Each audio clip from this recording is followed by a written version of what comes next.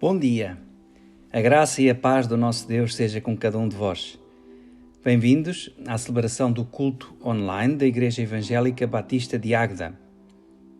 Antes de iniciarmos, queremos apenas partilhar algumas informações úteis. Queremos lembrar a todos os irmãos que às sextas-feiras estamos a realizar reuniões de oração às 21 horas e às 21h45 o seminário Restauração da Alma. O acesso é via Zoom e os links para aceder às reuniões são publicados no canal eiba.encontro na aplicação WhatsApp.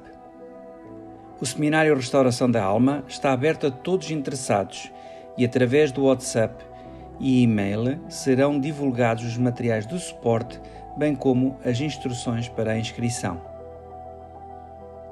As várias classes da Escola Bíblica Dominical já estão a funcionar online. A classe do primeiro ciclo terá as suas lições aos domingos às 15h30. A classe do segundo ciclo terá as suas lições aos sábados às 16 horas. Os jovens do terceiro ciclo e secundário têm reunião marcada aos sábados às 16h30. A classe dos adultos tem reunião aos sábados às 21 horas. Para cada classe existe um grupo no WhatsApp, onde serão partilhados os links de acesso ao Zoom e outras informações relevantes. Deixamos também com os irmãos os seguintes motivos de oração. Oremos pelos nossos irmãos debilitados na sua saúde, em particular lembramos a irmã Lucinda Carminati, o irmão Manuel Ferreira Pires e a irmã Maria José. Oremos ainda por proteção desta pandemia, em particular para os irmãos mais idosos. Também pela saúde espiritual de cada membro da Igreja, que apesar destas circunstâncias, possamos ser fortalecidos na fé. Lembremos ainda nas nossas orações os irmãos que estão a fazer o curso básico de discipulado, o início da Escola Bíblica Dominical online e o seminário Restauração da Alma. Que Deus possa conduzir e abençoar a sua Igreja através destas atividades. Finalmente, queremos ainda lembrar a nossa irmã Telma Duarte, que completou o seu aniversário esta semana, mais propriamente ontem, no dia 5 de março. Para ela, parabéns e o nosso desejo e oração que o nosso bom Pai Celeste abençoe a sua vida.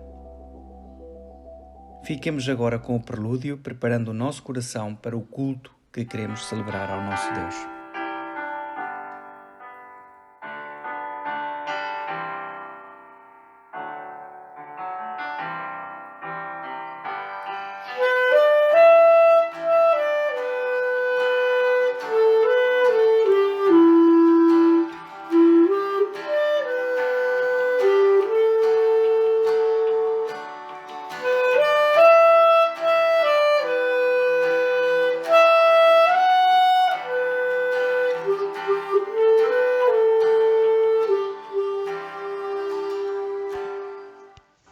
Salmo 98.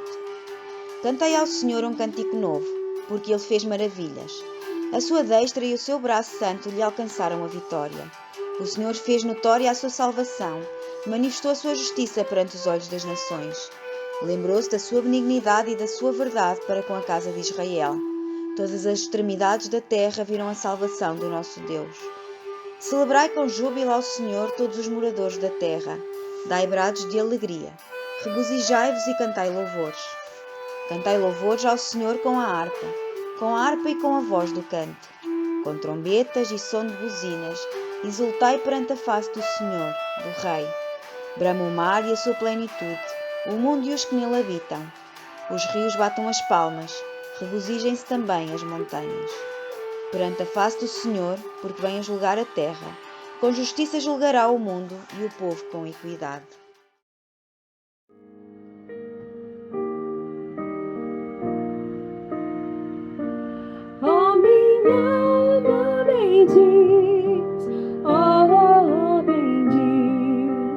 Louva o teu santo nome, como nunca fizeste, bendiz, adoro o teu santo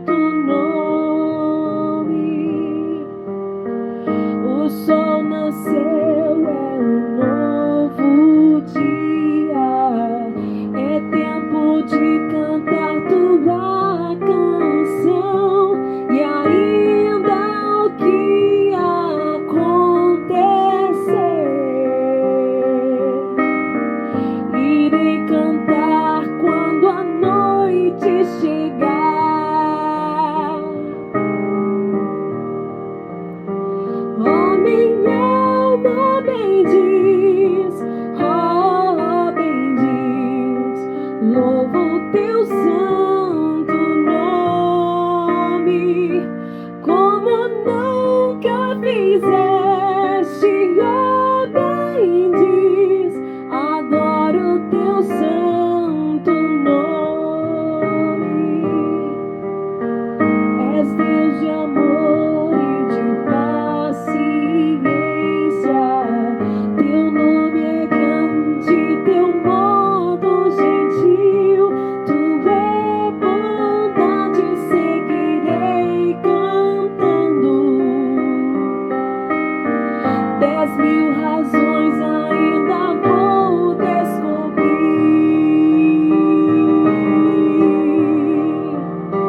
Oh, minha alma bendiz, oh, bendiz, louva o teu santo nome, como nunca fizeste, oh, bendiz, adoro o teu santo nome.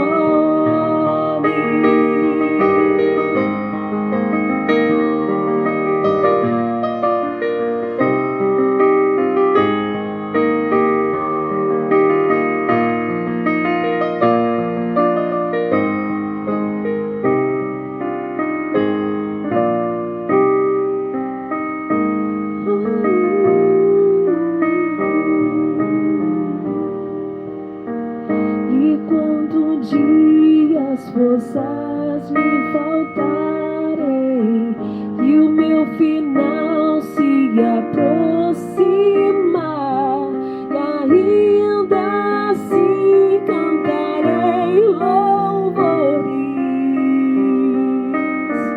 por 10.000 anos e pra todo sempre.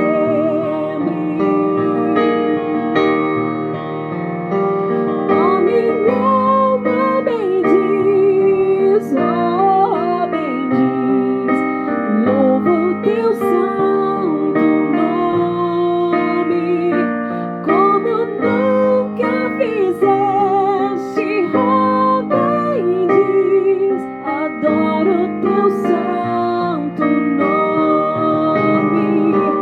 Oh, minha alma cantai,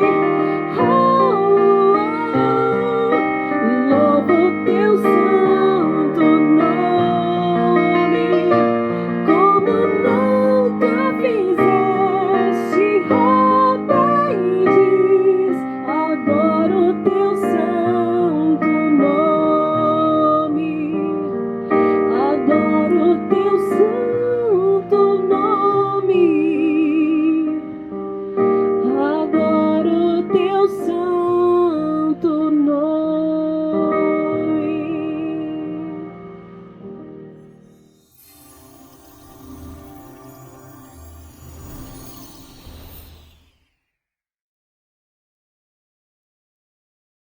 Queridos irmãos, nós estamos hoje a tomar a ceia do Senhor e estamos diante do Senhor com os elementos. E diz a palavra de Deus que na noite em que Jesus foi traído, tomou o pão e partiu, dando a eles todos, e disse: este é o meu corpo, que é partido por vós. Fazei isto em memória de mim. Tomai dele todos, porque este é o sacrifício que faço por todos vós.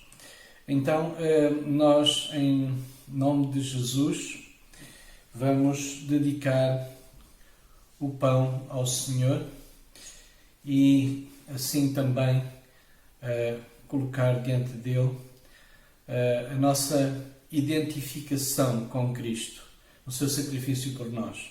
Vamos orar. Nosso Deus e Pai, nós estamos diante de Ti e queremos tomar este memorial, esta ceia que Tu deixaste, como lembrança do sacrifício que Tu fizeste por nós, Senhor. Obrigado pelo preço que Tu pagaste.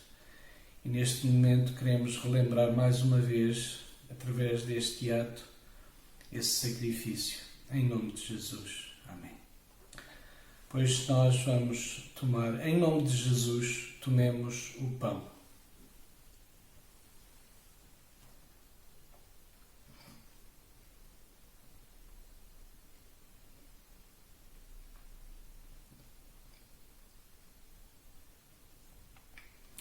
Semelhantemente, depois de terem ceado, ele tomando o cálice, disse: este é o sangue do Novo Testamento, do Novo Pacto, da Nova Aliança que faço convosco.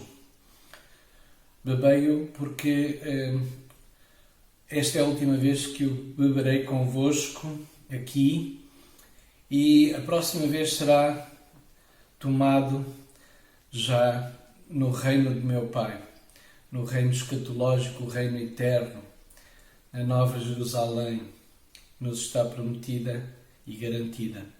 Por isso, meus irmãos, em memória de Jesus e como símbolo do seu sangue vertido para nos salvar, tomemos o cálice.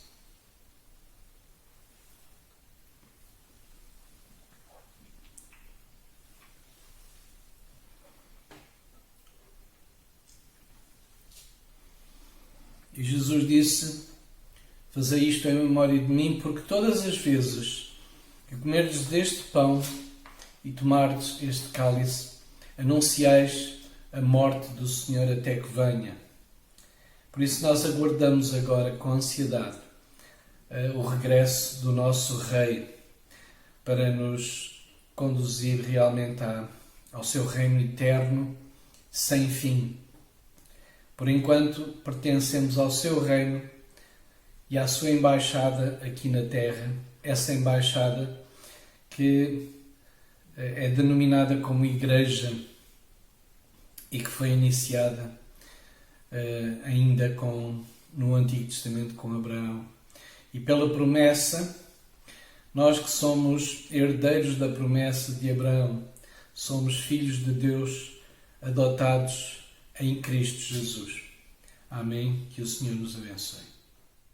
Queridos irmãos, este domingo teremos um convidado especial como orador.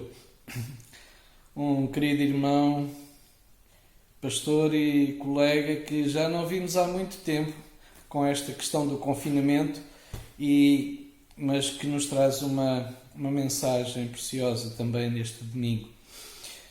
Será então o pastor Paulo Barata a entregar-nos a mensagem, e nós agradecemos muito a adesão dele ao nosso convite e queremos desejar-lhe as maiores bênçãos também no seu ministério na Igreja do Troviscal.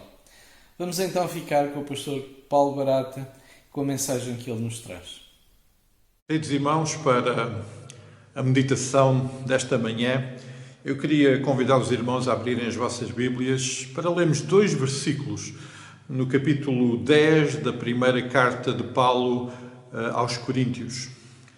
Capítulo 10, a primeira carta de Paulo aos Coríntios, no versículo 23, diz o seguinte: todas as coisas são lícitas, mas nem todas convêm. Todas são lícitas, mas nem todas edificam.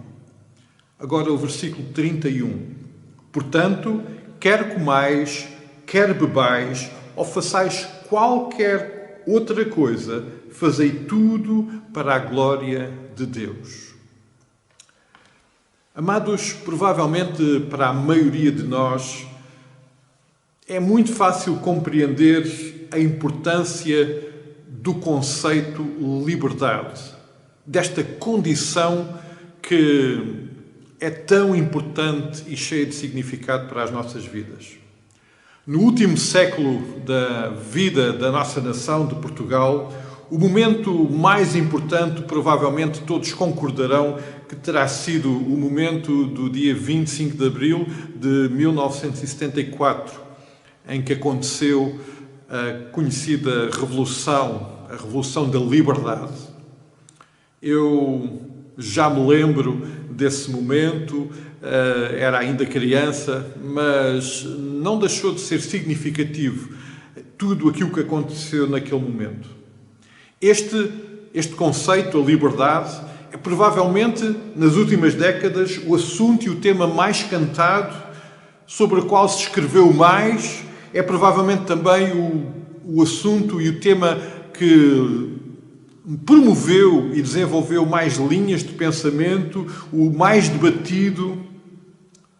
A verdade é que, em nome desta liberdade, têm sido feitas e têm acontecido coisas realmente muito boas, mas, infelizmente, como sempre acontece quando o homem está envolvido, também muitos e graves erros têm sido cometidos em nome da mesma liberdade. Um dos problemas começa exatamente pela definição do que é liberdade.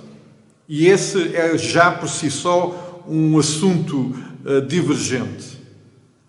Gosto sempre que nos aproximamos destes temas procurar ver e ouvir qual é a definição que a nossa cultura, a nossa língua dá a cada um destes termos. Usando o dicionário da Infopédia da Língua Portuguesa da Porto Editora, nós descobrimos que, por exemplo, em alguns das frases que definem liberdade dizem condição do ser que pode agir consoante as leis da sua natureza. O direito que qualquer cidadão tem de agir sem coerção ou impedimento, segundo a sua vontade, desde que dentro dos limites da lei.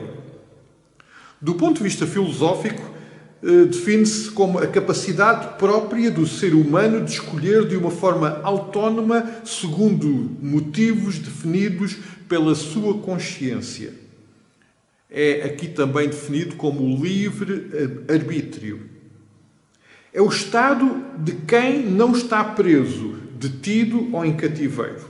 Do ponto de vista do conceito político, liberdade é a condição de autodeterminação de um povo ou de uma nação, Estado, do país que não está dependente de um poder estrangeiro. É também a ausência de restrições ou constrangimentos. Estas são algumas das frases que, na língua portuguesa, definem este conceito, este estado de liberdade, esta condição. A Constituição da República Portuguesa, que foi aprovada lá em abril de 1976 e depois revista em 2005, tem no seu artigo 1, no que diz respeito aos princípios fundamentais, a seguinte descrição: Portugal é uma república soberana baseada na dignidade da pessoa humana e na vontade popular e empenhada na construção de uma sociedade livre, justa e solidária. E aqui nós vemos já este conceito de liberdade muito presente logo naquilo que é o artigo 1 e na descrição dos princípios fundamentais. Depois, se dermos alguma atenção ao resto do texto, vamos perceber que na segunda secção, no segundo título, temos 3 capítulos, dos quais fazem parte 34 artigos, essencialmente sobre liberdades e direitos, numa clara proteção das minorias e dos mais desprotegidos também. Amados, também para nós, como cristãos, este é um assunto muito querido e estimado. Mas também este é um assunto de grandes dificuldades, contendas e confrontos para as nossas vidas, quer pessoais, quer como igreja. De facto, nós ao longo da história, e referindo-nos aqui, nós em Portugal, sempre temos feito parte de uma minoria, dos discriminados. E eu bem me lembro, amados, quando era ainda jovem, de ser questionado pelos meus amigos e colegas da minha condição minoritária e diferente, porque diziam eles que eu não tinha liberdade. Não tinha liberdade por causa da minha fé e aquilo que normalmente designamos a minha religião. Diziam os meus colegas que eu não podia ir aos lugares que eles diziam, eu não podia dizer as mesmas palavras que eles diziam e, segundo eles, eu não me divertia com as coisas boas desta vida. Amados, este é de facto um dilema para a nossa vida, o qual nós não podemos ignorar. Este é de facto um confronto que, como cristãos, lidamos no que diz respeito ao exercício e à experiência da liberdade. Mas será que é de facto um problema? Será que de facto nós não temos liberdade?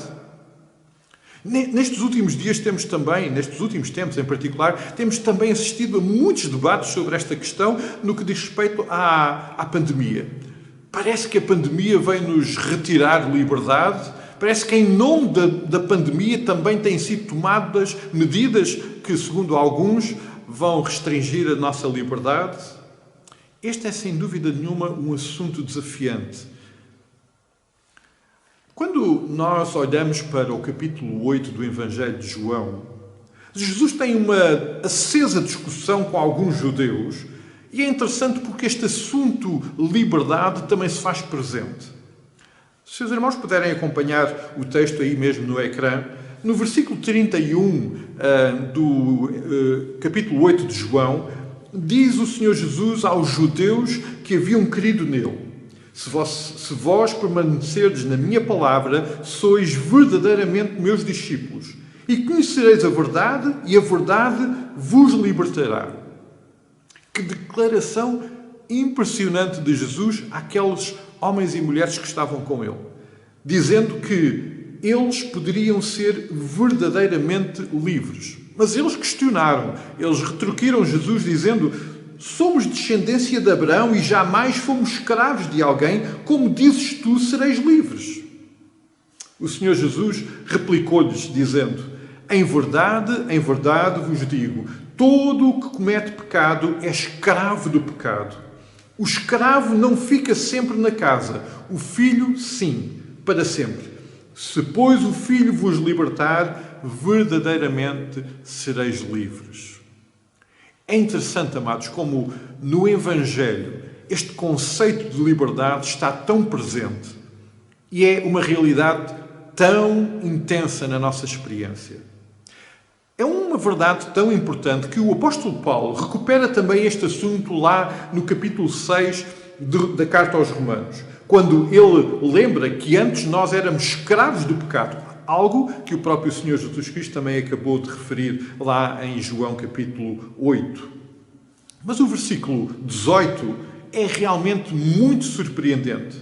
Em Romanos capítulo 6, versículo 18, diz o apóstolo Paulo que, uma vez libertados do pecado, fostes feitos servos da justiça. Usando a tradução do livro, a Bíblia para hoje, o versículo 18 diz: e encontram-se livres do pecado para se tornarem escravos de um novo domínio, o da justiça.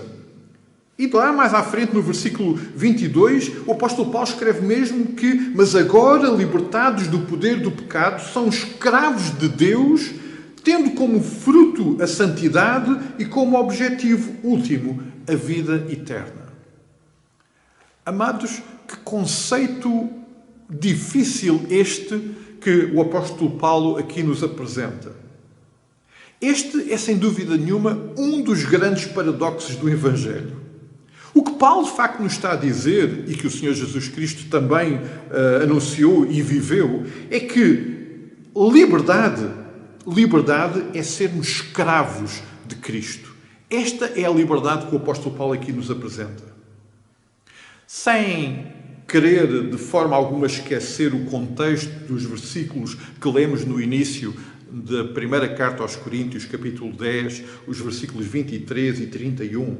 E o assunto que Paulo está a tratar é o dilema que os irmãos da igreja lá em Corinto tinham, se poderiam ou não comer carne que eventualmente teria sido consagrada ou sacrificada a outros deuses.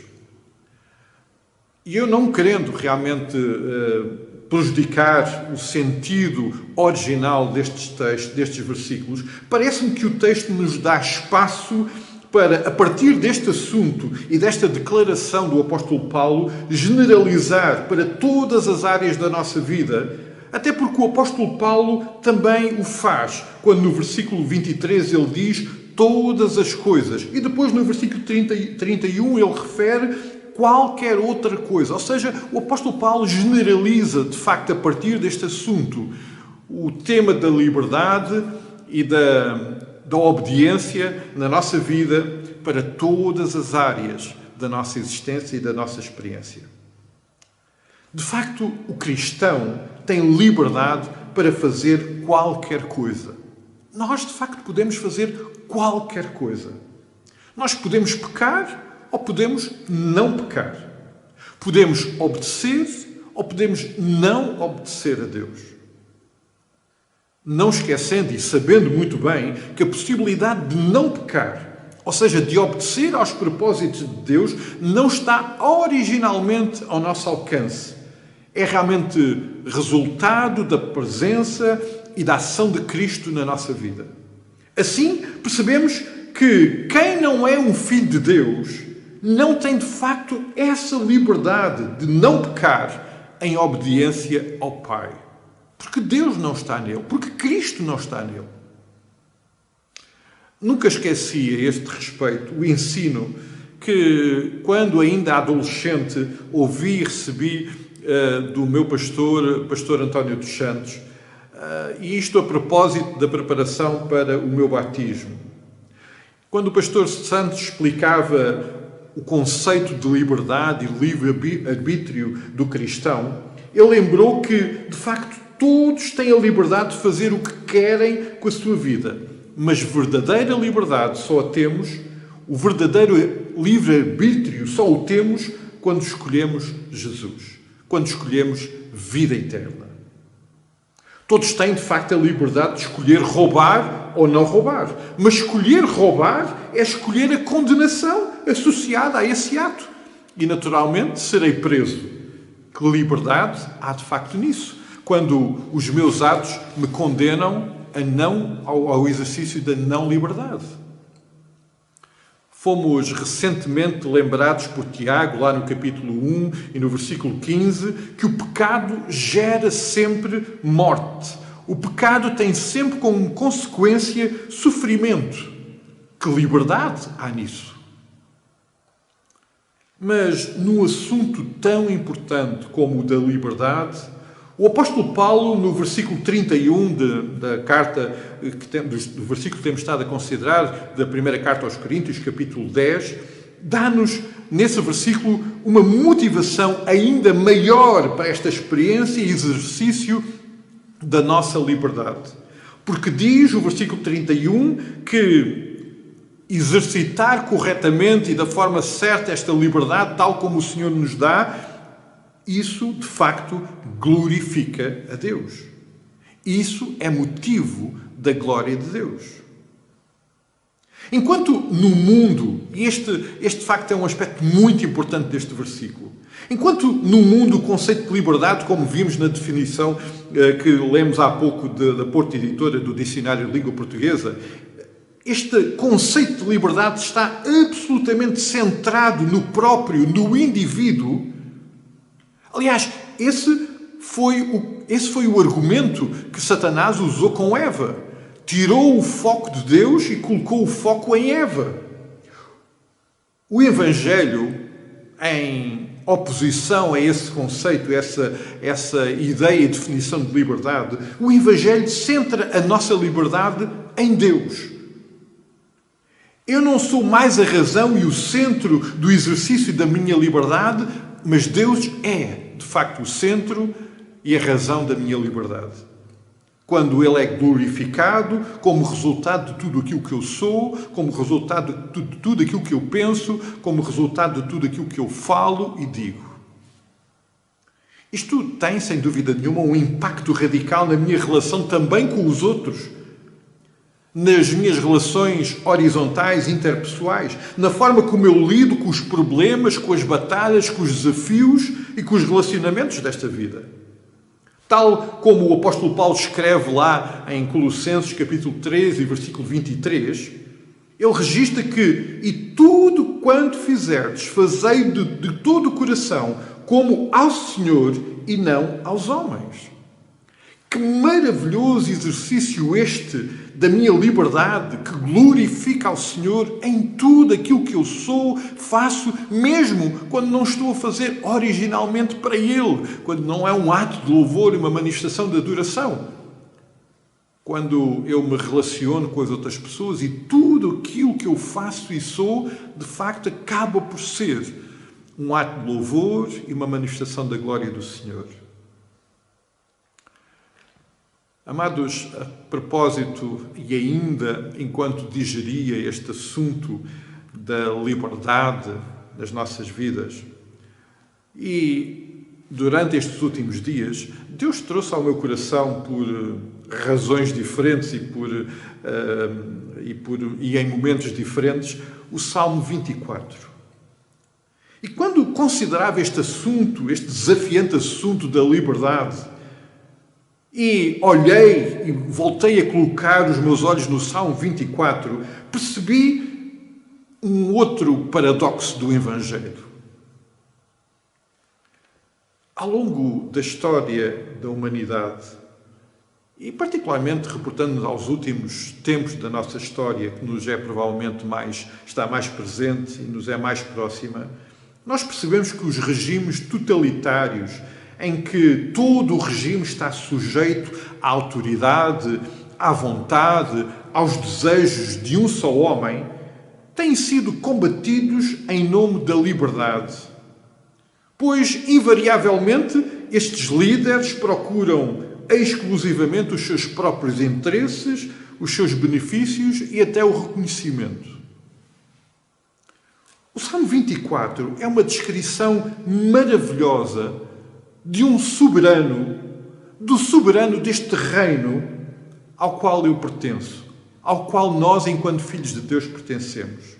Um Senhor, um Rei, um líder, um soberano, que validou tudo o que está registado neste Salmo, quando, por amor de mim, por amor de cada um de nós, deu o seu próprio Filho para me salvar e para me resgatar e para me trazer à intimidade e à parte deste reino.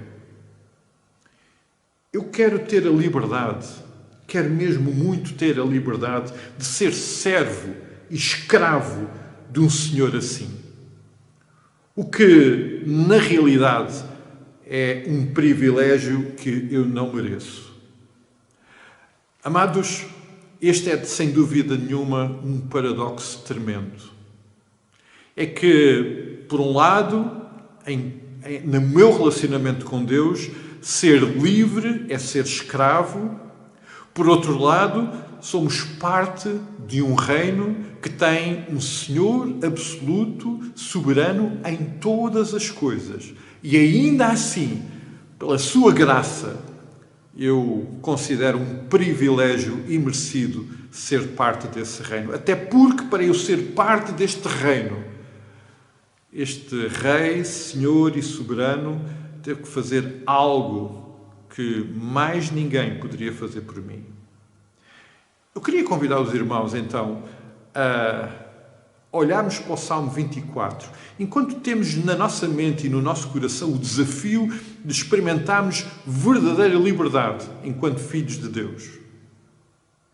Enquanto cidadãos de um reino que tem como Senhor o que está descrito neste maravilhoso Salmo. E que diz assim, e vamos usar mais uma vez a tradução do livro, a Bíblia para hoje, portanto numa linguagem atualizada. Diz assim: a terra e tudo o que nela há pertence ao Senhor.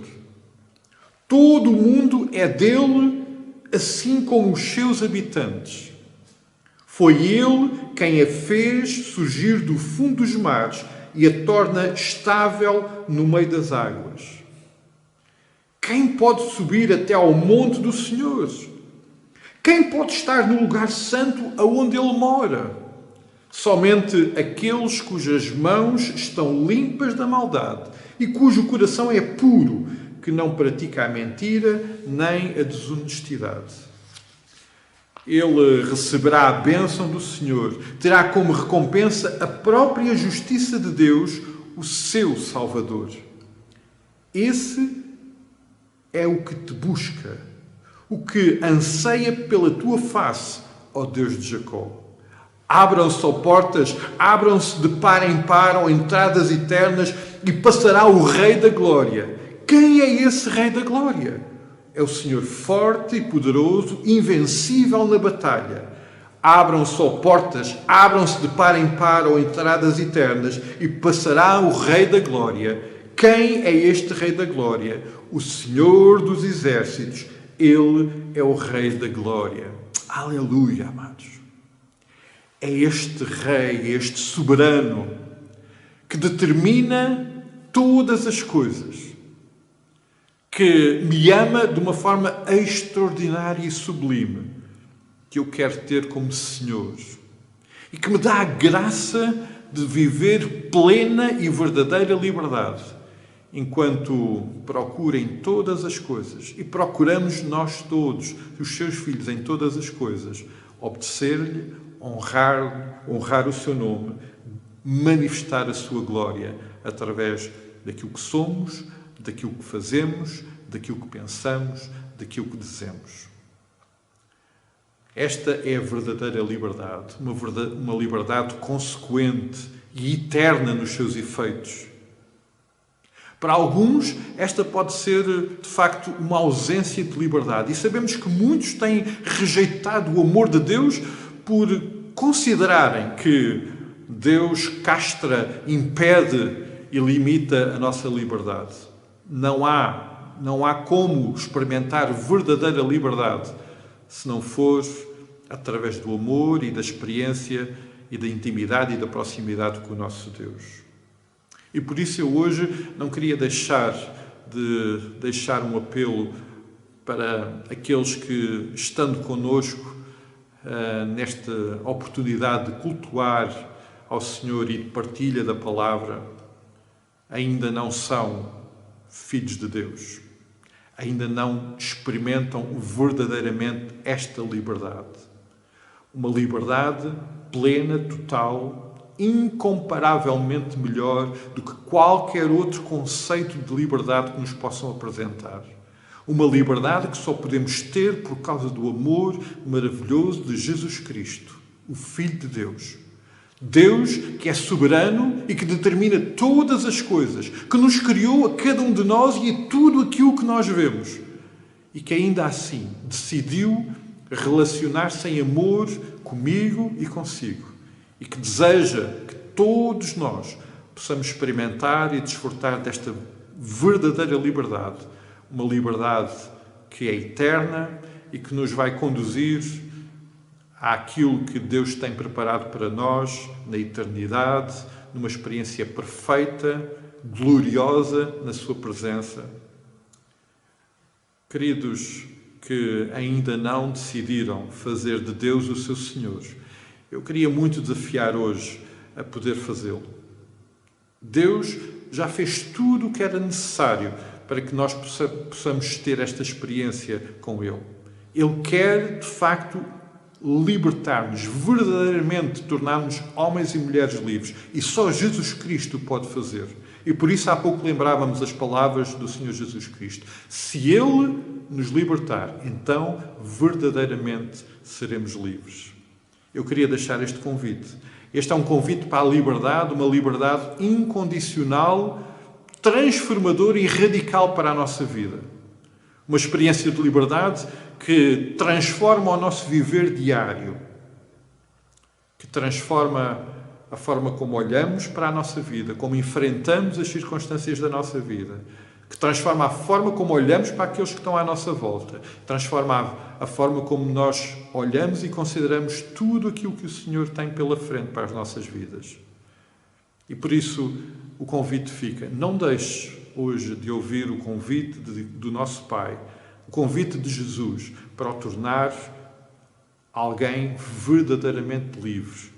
E essa verdadeira liberdade só poderemos ter quando Ele for o Senhor das nossas vidas, quando Ele for o soberano das nossas vidas e quando nós formos por essa via, por via do amor de Jesus Cristo, feitos seus filhos, cidadãos deste reino absolutamente maravilhoso do qual Ele é Senhor.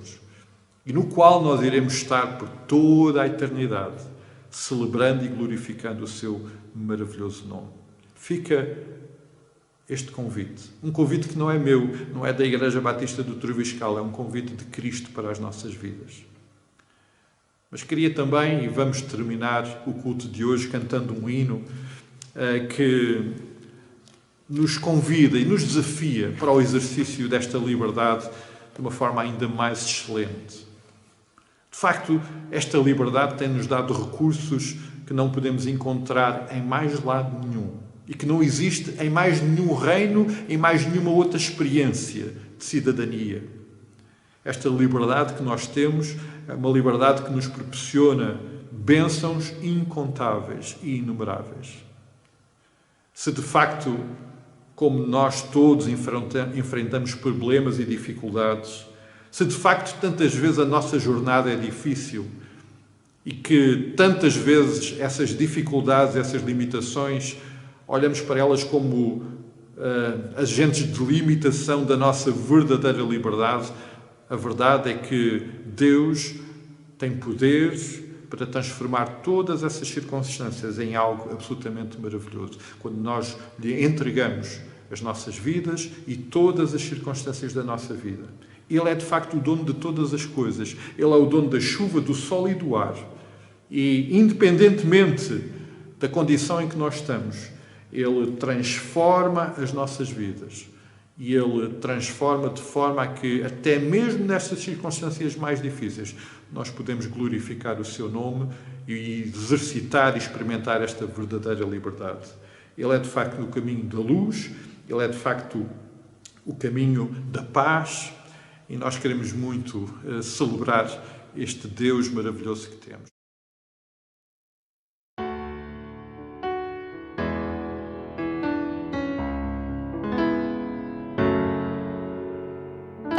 Queremos ser mais como tu, Senhor.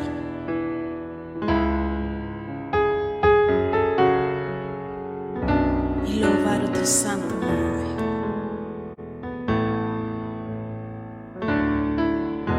De glória em glória te vejo.